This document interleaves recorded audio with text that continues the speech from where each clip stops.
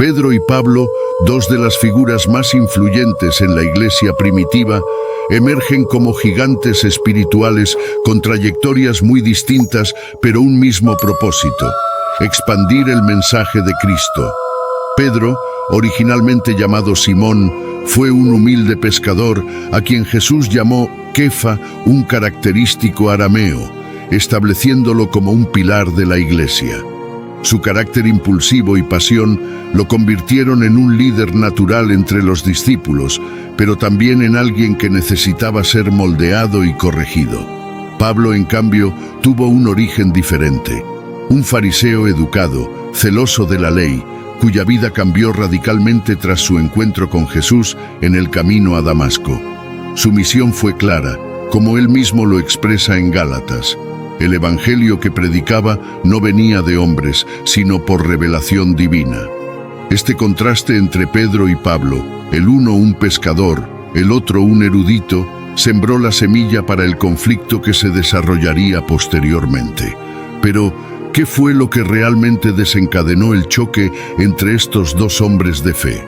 Acompáñame a descubrirlo. El conflicto entre Pedro y Pablo no se originó en un vacío. Se desarrolló en un contexto de grandes cambios y tensiones dentro de la iglesia primitiva, particularmente en Jerusalén, que era el epicentro espiritual del cristianismo en sus primeros años. Jerusalén no solo era la ciudad santa de los judíos, sino también el lugar donde la comunidad cristiana había nacido, bajo el liderazgo de los apóstoles y de los primeros seguidores de Jesús. La iglesia de Jerusalén era predominantemente judía, lo que significaba que los primeros cristianos seguían las prácticas y costumbres de la ley de Moisés. Sin embargo, con la rápida expansión del cristianismo, especialmente fuera de los límites de Judea, surgió un nuevo desafío: la inclusión de los gentiles, conocidos en hebreo como Goyim.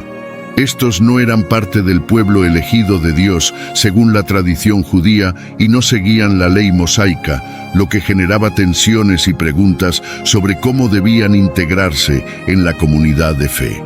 Debían convertirse primero en judíos, es decir, someterse a la circuncisión y seguir las costumbres de la ley antes de ser aceptados como cristianos. El apóstol Pablo fue uno de los principales defensores de la expansión del cristianismo entre los gentiles sin imponerles el peso de la ley judía. En su misión evangelizadora, particularmente entre los gentiles, él argumentaba que la salvación venía por la fe en Cristo y no por las obras de la ley.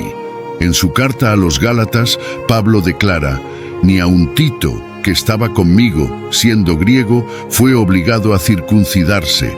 Gálatas 2:3, lo que demuestra su postura firme en contra de imponer las tradiciones judías a los nuevos conversos gentiles. Por otro lado, algunos miembros de la iglesia en Jerusalén, particularmente aquellos de origen fariseo, no compartían esta visión. En Hechos 15, 1-5, se registra que algunos enseñaban: «Si no os circuncidáis conforme al rito de Moisés, no podéis ser salvos». Esta postura reflejaba una tensión profunda dentro de la iglesia. ¿Debía el cristianismo seguir siendo una secta judía o abrirse completamente a los gentiles sin las exigencias de la ley? Esta controversia llevó a la convocación del Concilio de Jerusalén, un evento clave en la historia de la Iglesia, donde se reunirían los apóstoles y los líderes para discutir y resolver este tema. Fue en este contexto que Pedro y Pablo, dos figuras fundamentales, pero con posturas distintas, tuvieron que enfrentarse. Pedro, quien había sido testigo directo de la conversión de gentiles como Cornelio, Hechos 10, mostró una apertura hacia ellos. No obstante, también estaba bajo la presión de los judaizantes que insistían en la observancia de la ley. Este concilio sería decisivo para definir el rumbo de la Iglesia en su misión de llegar tanto a los judíos como a los gentiles. Jerusalén, con su peso cultural y religioso, se convirtió en el epicentro de un debate que definiría el futuro del cristianismo. Las tensiones eran altas y los líderes sabían que sus decisiones impactarían el crecimiento de la fe en todo el mundo. El conflicto entre Pedro y Pablo alcanzó su punto más álgido en Antioquía, una ciudad clave en la expansión del cristianismo entre los gentiles. Este altercado, registrado en la carta de Pablo a los Gálatas, Gálatas 2:11 al 14, revela una profunda tensión entre dos líderes fundamentales de la Iglesia. En Antioquía, donde los cristianos de origen judío y gentil convivían, Pedro se encontraba en una encrucijada que lo llevaría a comportarse de manera contradictoria, lo que provocó la ira de Pablo.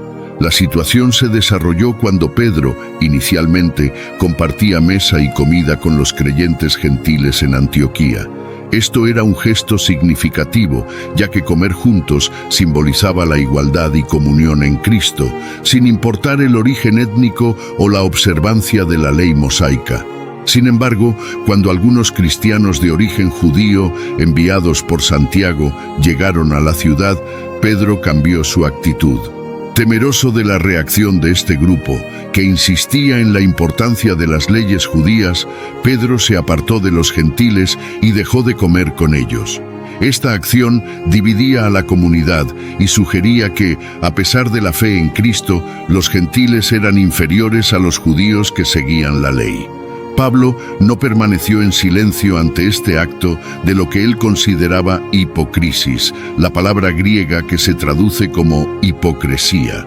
Esta palabra, en su origen griego, denota la actuación de alguien que lleva una máscara, comportándose de una manera falsa o contradictoria con sus verdaderas creencias.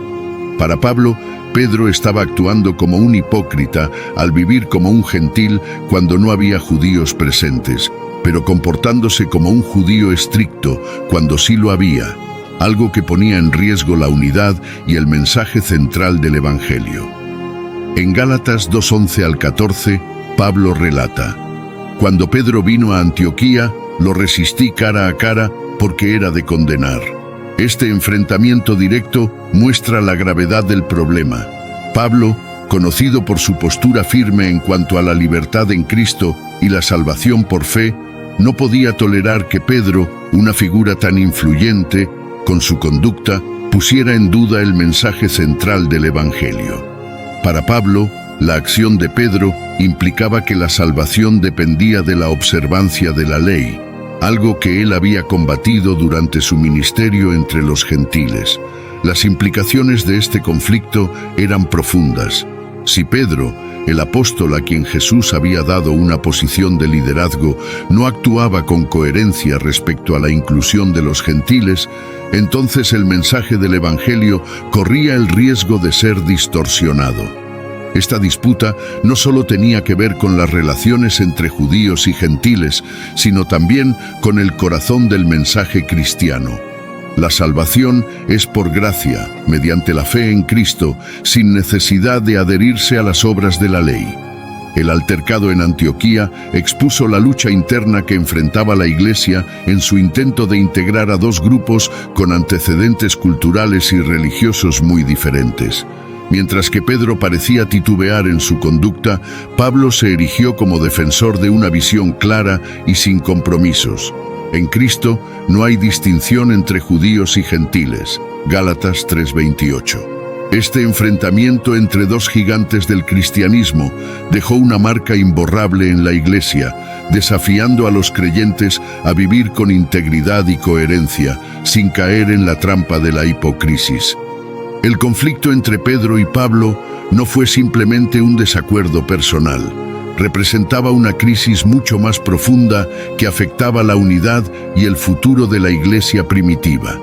En su núcleo, esta disputa ponía en juego una cuestión esencial: ¿cómo debía la Iglesia integrar a los gentiles en una comunidad que hasta ese momento había sido predominantemente judía?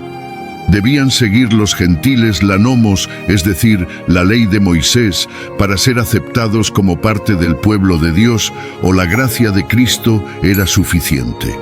Este debate no solo implicaba cuestiones teológicas, sino que tenía el potencial de dividir a la Iglesia en dos bloques. uno que abogaba por la observancia de la ley judía y otro que promovía la libertad en Cristo, independientemente de la ley. Pedro, al retractarse de su convivencia con los gentiles en Antioquía, exponía las tensiones subyacentes dentro de la comunidad cristiana. La acción de Pablo al confrontar a Pedro no solo fue una defensa de los gentiles, sino también un esfuerzo por preservar la verdad del Evangelio. La cuestión central en este conflicto era la relación entre la ley y la gracia. En su carta a los Gálatas, Pablo dejó en claro que la justificación no venía por las obras de la ley, sino por la fe en Jesucristo. El hombre no es justificado por las obras de la ley, sino por la fe en Jesucristo. Gálatas 2:16. Esta declaración resumía la postura de Pablo frente a aquellos que querían imponer la ley mosaica, como la circuncisión, sobre los gentiles. El Concilio de Jerusalén, narrado en Hechos 15, fue el escenario donde estas tensiones alcanzaron su punto máximo y donde se tomaron decisiones cruciales para la unidad de la Iglesia. Los apóstoles y ancianos se reunieron para debatir la cuestión. En el centro de la discusión estaba si los gentiles debían cumplir con la nomos judía para ser parte de la comunidad cristiana. Pedro, tras ser confrontado por Pablo y reflexionar sobre su experiencia previa con Cornelio, Hechos 10, adoptó una postura más clara.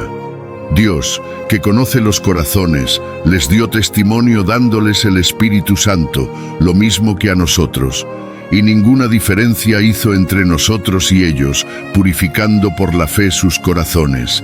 Hechos 15, 8 y 9. Pedro reconoció que la salvación era un regalo de gracia, tanto para judíos como para gentiles. De este modo, el concilio resolvió que no era necesario que los gentiles siguieran la ley de Moisés para ser aceptados como cristianos. Este acuerdo fue un momento decisivo, ya que confirmó que la Iglesia no se definiría por las observancias legales, sino por la fe en Cristo y la obra del Espíritu Santo. La decisión tomada en el Concilio de Jerusalén sentó las bases para una Iglesia universal, donde la fe en Cristo era el único requisito para la inclusión en el pueblo de Dios. Sin embargo, las repercusiones de este conflicto no solo afectaron el aspecto doctrinal, sino también la práctica diaria de la vida cristiana. Pablo continuó luchando contra la influencia de los judaizantes en otras comunidades, como los Gálatas, insistiendo en que la salvación no estaba vinculada a la observancia de la ley, sino a la gracia. En última instancia, este conflicto ayudó a definir uno de los principios centrales del cristianismo, que en Cristo no hay distinción entre judíos y gentiles, y que la salvación es un regalo de gracia. La palabra griega, nomos, ya no sería el fundamento de la identidad cristiana. En su lugar, la fe y la gracia ocuparían ese espacio. La Iglesia se mantendría unida, no por las obras de la ley, sino por la fe compartida en Cristo como Señor y Salvador. A pesar del fuerte conflicto que surgió entre Pedro y Pablo en Antioquía, la historia no termina con su enfrentamiento. De hecho, lo que sigue es un testimonio de la reconciliación y el compromiso compartido que ambos apóstoles tenían con la expansión del Evangelio y la edificación de la Iglesia. A través de sus diferencias, ambos encontraron un terreno común, que era su fe en Cristo y su deseo de llevar las buenas nuevas a todos los rincones del mundo. Aunque las Escrituras no registran una reconciliación explícita, hay evidencia de que estos dos gigantes espirituales superaron sus tensiones y continuaron trabajando hacia un propósito común. En su segunda carta, Pedro escribe con gran respeto hacia Pablo, destacando la sabiduría que le había sido otorgada.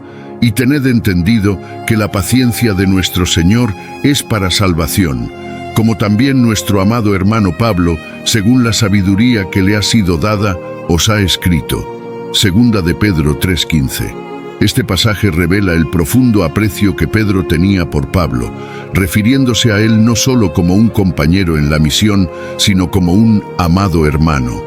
Este reconocimiento por parte de Pedro es un indicio de que, a pesar de sus desacuerdos, ambos habían llegado a un entendimiento mutuo, basando su relación en la unidad en Cristo.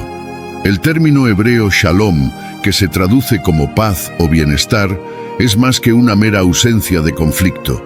Implica una plenitud y armonía completa en las relaciones. La paz que Pedro y Pablo alcanzaron no fue simplemente la resolución de un desacuerdo doctrinal, sino una restauración de la unidad dentro de la Iglesia. A través de Shalom, ambos apóstoles pudieron continuar su labor en armonía, confiando en que el mensaje de Cristo era más grande que cualquier diferencia personal o cultural. Además, Pablo reconoce en primera a los Corintios 9:5 que Pedro, como él, continuó su ministerio con libertad. Ambos predicaban el Evangelio a diferentes audiencias, pero lo hacían con el mismo propósito de fortalecer la Iglesia. Aunque sus misiones eran diferentes, Pedro centrado en los judíos y Pablo en los gentiles, ambos entendieron que la Iglesia debía permanecer unida bajo la fe en Jesucristo.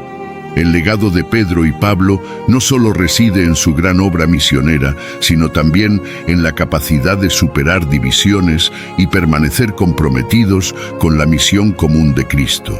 Su relación sirve como un poderoso recordatorio de que la Iglesia, aunque compuesta por individuos con diferentes trasfondos y perspectivas, debe encontrar unidad en la fe y en el propósito común de proclamar el Evangelio. El conflicto entre ambos y su eventual reconciliación muestra que incluso los grandes líderes de la Iglesia pueden tener desacuerdos, pero la verdadera madurez cristiana se ve en la capacidad de restaurar la paz y continuar el trabajo en conjunto. El Shalom que alcanzaron Pedro y Pablo es un testimonio del poder del Espíritu Santo para traer paz y unidad, incluso en medio de las más profundas diferencias. El legado de Pedro y Pablo sigue vivo hoy. Ambos murieron como mártires, testigos fieles de Cristo, y sus enseñanzas continúan guiando a la Iglesia. A pesar de los desafíos que enfrentaron, su ejemplo de reconciliación y compromiso con la misión de Cristo permanece como un faro para los creyentes, recordándonos que la paz y la unidad en la Iglesia son esenciales para su crecimiento y fortaleza. Shalom sigue siendo el llamado para todos los que siguen a Cristo. El apuro entre Pedro y Pablo, aunque ocurrió en los primeros días de la Iglesia, sigue siendo una fuente invaluable de lecciones para la vida cristiana actual. A través de su altercado y eventual reconciliación, se revelan principios clave para la Iglesia de hoy. La importancia del diálogo, la capacidad de superar diferencias y la necesidad de unidad en medio de la diversidad. A medida que el cristianismo continúa expandiéndose por todo el mundo, enfrentando una variedad de culturas, perspectivas y desafíos, la historia de Pedro y Pablo ofrece un modelo sobre cómo manejar tensiones internas sin perder de vista el propósito fundamental de la Iglesia. Una de las lecciones más claras es la necesidad del diálogo abierto y honesto. En su enfrentamiento en Antioquía, Pablo no dudó en confrontar a Pedro por lo que él percibía como una inconsistencia que afectaba la integridad del Evangelio. Esta confrontación no fue una falta de respeto, sino una expresión de preocupación por la verdad y la unidad de la comunidad. En Efesios 4:1-3, Pablo escribe: «Yo pues, preso en el Señor, os ruego que andéis como es digno de la vocación con que fuisteis llamados, con toda humildad y mansedumbre, soportándoos con paciencia los unos a los otros en amor, procurando mantener la unidad del Espíritu en el vínculo de la paz». Este pasaje subraya que, aunque el conflicto es inevitable en una comunidad de creyentes, la forma en que se maneja es crucial para la salud de la Iglesia. En la Iglesia actual, con su diversidad de pensamientos, interpretaciones teológicas y prácticas culturales, es esencial mantener abiertas las vías de comunicación y estar dispuestos a escuchar y dialogar con amor y respeto. Pedro y Pablo ejemplifican que, a pesar de tener diferencias importantes, su amor por Cristo y su compromiso con la misión de la Iglesia los llevó a reconciliarse y seguir trabajando juntos. Otra lección vital es la importancia de la unidad en medio de la diversidad. En Juan 17, 20 a 23, Jesús ora por la unidad de sus seguidores. Mas no ruego solamente por estos, sino también por los que han de creer en mí por la palabra de ellos, para que todos sean uno. Jesús entendía que la unidad de los creyentes sería un testimonio poderoso para el mundo. Sin embargo, la unidad no significa uniformidad. Pedro y Pablo venían de trasfondos muy diferentes. Uno era un pescador judío, el otro un erudito fariseo. A pesar de sus diferencias, ambos fueron llamados por Dios y ambos encontraron su lugar en la misión de expandir el Evangelio. La Iglesia de hoy está llamada a vivir esta misma unidad en la diversidad. Es un llamado a valorar las distintas voces, dones y perspectivas dentro del cuerpo de Cristo y a encontrar un terreno común en la fe y el propósito compartido. Cuando la Iglesia logra esto, refleja el amor y la gracia de Dios al mundo, tal como lo hicieron Pedro y Pablo. Finalmente, la historia de estos dos apóstoles nos recuerda que las diferencias no deben ser motivo de división permanente. Al contrario, el proceso de trabajar a través de los desacuerdos puede fortalecer a la Iglesia si se hace con amor, respeto y el deseo de mantener el Evangelio en el centro de todo. El legado de Pedro y Pablo nos invita a mirar más allá de nuestras diferencias y a trabajar juntos para el bien mayor del reino de Dios. Por último, cerremos con una oración.